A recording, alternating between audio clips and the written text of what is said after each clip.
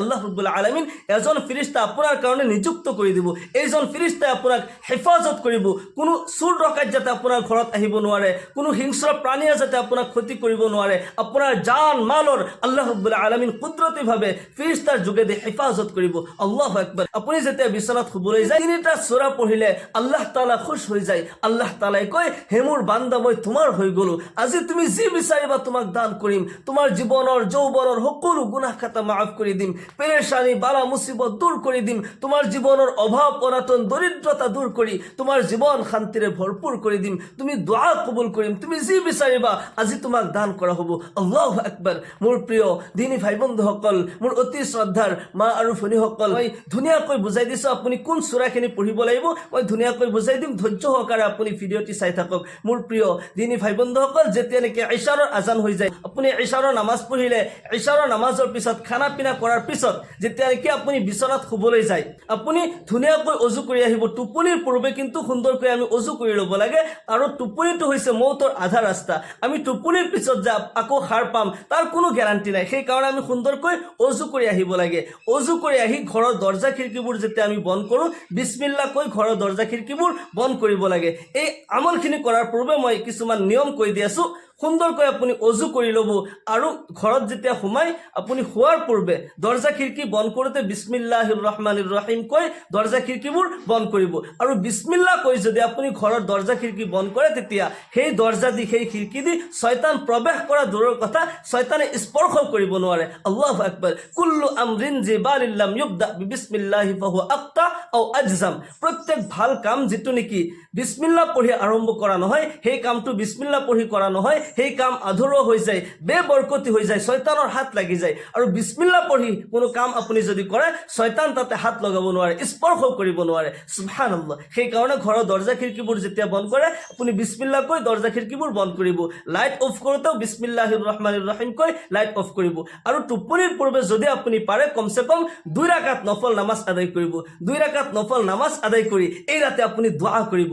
2 ৰাকাত নফল নামাজৰ নিয়ত আপুনি এনেকৈ কৰিব, নাৱাইতু আন উছল্লি লিল্লাহি তাআলা রাকাতাই সালাতি নাফলি মুতাওয়াজ্জিহান ইলা জিহাতিল কাবাতিশ শরীফাতি আল্লাহু আকবার। এনেকৈ নিয়ত কৰি যিকোনো সূৰা দি আপুনি 2 ৰাকাত কমসে কম 2 ৰাকাত নফল নামাজ পঢ়িব। আৰু নফল নামাজ পঢ়ি আপুনি জাই নামাজত বহি প্ৰথমতে 3 বাৰ দুৰুদ শৰীফ পঢ়িব, তাৰ পিছত 3 বাৰ ইস্তিগফাৰ পঢ়ি যিকোনো দুৰুদ পঢ়িব পাৰে, যিকোনো ইস্তিগফাৰ পঢ়িব পাৰে।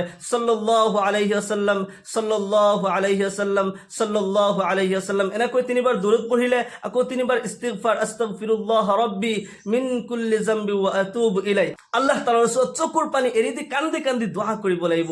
আৰু নামাজ পঢ়ি দোয়া কৰাৰ পিছত যেতিয়া আপুনি বিচনাত শুবলৈ যায়, তেতিয়া আপুনি সৰু সৰু 3টা সূৰা পঢ়িব লাগে।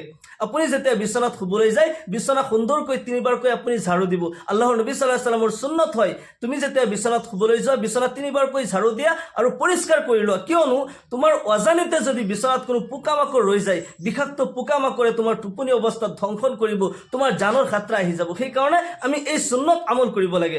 আৰু বিচনাত বহি বহি প্ৰথমতে আপুনি বিসমিল্লাহ সহ সূৰা ইখলাস, 1 নম্বৰ সূৰা হৈছে সূৰা ইখলাস, আপুনি 3 বাৰ পঢ়িব। কমসে কম 3 বাৰ সূৰা ইখলাস আপুনি পাঠ কৰিব।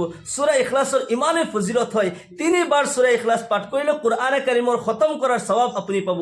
আল্লাহু আকবাৰ। আল্লাহৰ নবী সাল্লাল্লাহু আলাইহি ওয়াসাল্লাম ইৰশাদ কৰে, যে ব্যক্তি সূৰা ইখলাস এবাৰ পাঠ কৰে কোৰআনে কাৰিমৰ 10 পাৰা তিলাওয়াতৰ সওয়াব পায়। 3 বাৰ পাঠ কৰিলে কোৰআনে কাৰিম খতম কৰাৰ সওয়াব পায়। আৰু যদি 10 বাৰ সূৰা ইখলাস কোনো ব্যক্তি পাঠ কৰে, আল্লাহ তাআলা সেই ব্যক্তিৰ কাৰণে জান্নাতত এটা বিল্ডিং তৈয়াৰ কৰি দিয়ে। সুবহানাল্লাহ। মান ক্বারা সূরাতুল ইখলাস 10 মাররাত বানাল্লাহু লাহু কাসরান ফিল জান্নাহ। যে ব্যক্তি সূরা ইখলাস 10 বাৰ পাঠ কৰিলে আল্লাহ তাআলা সেই ব্যক্তিৰ কাৰণে জান্নাতত এটা বালাখানা, এটি মহল তৈয়াৰ কৰি দিব।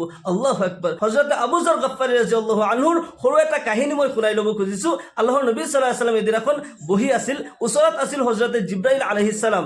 ৰাস্তা দি গৈ আছিল হযৰত আবু যৰ গফফাৰী ৰাদিয়াল্লাহু আনহু। লগে লগে হযৰত জিব্ৰাইল আলাইহিস সালামে আৰজ কৰিলে, ইয়া ৰাসূলুল্লাহ, ইয়া হাবিবাল্লাহ, সেইজন ৰাস্তা দি গৈ থকা মানুহজন আপোনাৰ সাহাবা আবু যৰ গফফাৰী নহয় জানো?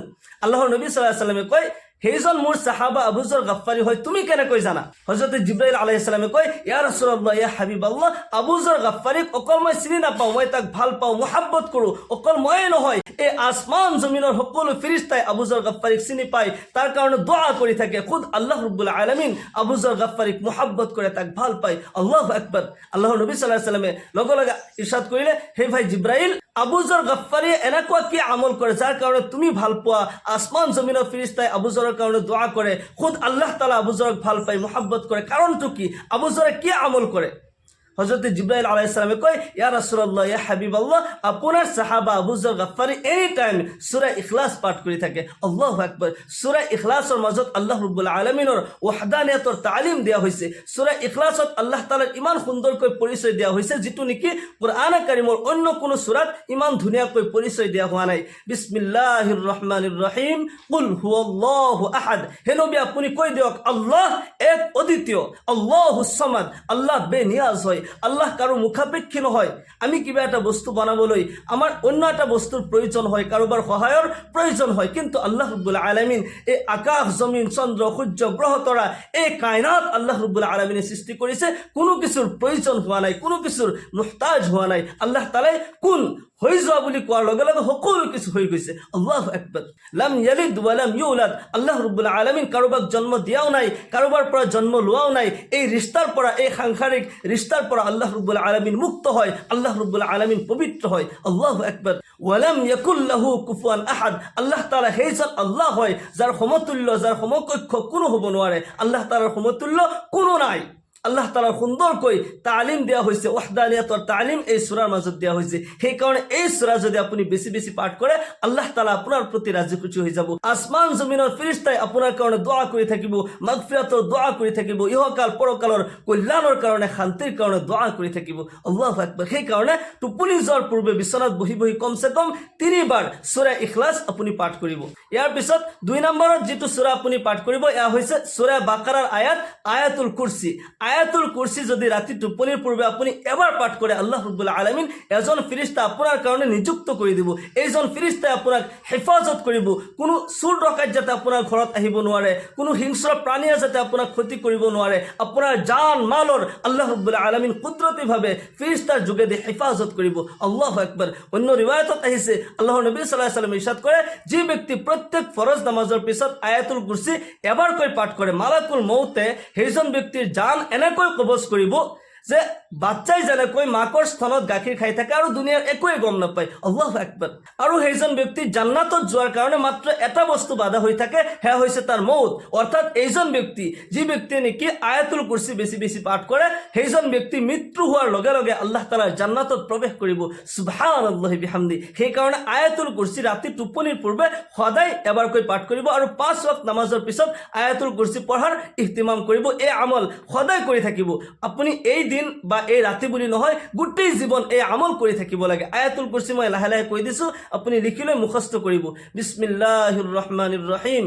আল্লাহু লা ইলাহা ইল্লা হুৱাল হাইয়ুল কাইয়্যুম লা তাখুযুহু সিনাতু ওয়ালা নাওম লাহু মা ফিস সামাওয়াতি ওয়া মা ফিল আরদ মান যাল্লাযী ইয়াশফা'ু ইনদাহু ইল্লা বিইজনিহি يعلم ما بين أيديهم وما خلفهم ولا يحيطون بشيء من علمه إلا بما شاء وسع كرسيه السماوات والأرض ولا يؤوده حفظهما وهو العلي العظيم।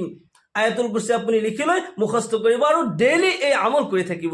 3য় নম্বৰত আপুনি টোপনিৰ পূৰ্বে আপনি কমসে কম 3 বার দুরূদ শরীফ পাঠ করিব। সাল্লাল্লাহু আলাইহি ওয়াসাল্লাম, সাল্লাল্লাহু আলাইহি ওয়াসাল্লাম, সাল্লাল্লাহু আলাইহি ওয়াসাল্লাম, যে কোনো দুরূদ শরীফ পাঠ করিব পারে। 3 বার যদি আপনি দুরূদ শরীফ পাঠ করে, 30টা গুনাহ মাফ হবো, 30টা রহমত নাজিল হবো, 30টা মর্যাদা আল্লাহ তাআলা বুলন্দ কৰি দিব। আৰু যদি আপোনাৰ টোপনি নাহে, আপুনি টোপনি দোৱাটো পঢ়িব যেতিয়া শুবলৈ যায়, খোৱাৰ পূৰ্বে আপুনি আল্লাহুম্মা বিসমিকা আমুতু ওয়া আহয়া, টোপনিৰ দোৱা আল্লাহুম্মা বিসমিকা আমুতু ওয়া আহয়া, এই দোয়াটি পঢ়ি আপুনি সুকাতি হৈ শুই যাব আৰু মনে মনে দুৰুদ শৰীফ পাঠ কৰি থাকিব। সাল্লাল্লাহু আলাইহি ওয়াসাল্লাম, সাল্লাল্লাহু আলাইহি ওয়াসাল্লাম। যিসকলৰ নেকি টোপনি নাহে, টোপনি অহাৰ কাৰণে আপুনি এই আমল কৰিব। যেতিয়াই শুৱে আপুনি মনে মনে দুৰুদ শৰীফ পাঠ কৰি থাকিব। দুৰুদ শৰীফ পাঠ কৰিলে আপোনাৰ এই ঠাইত, আপোনাৰ ঘৰত ৰহমত বৰকত নাজিল হ'ব। আল্লাহ ৰাব্বুল আলামিন আমাক সকলোকে এই আমল সদায় কৰি থকাৰ তৌফিক দান কৰক। সকলোকে আল্লাহুম্মা আমিন। ওয়া আখিৰু দাৱানা আনিল হামদুলিল্লাহ।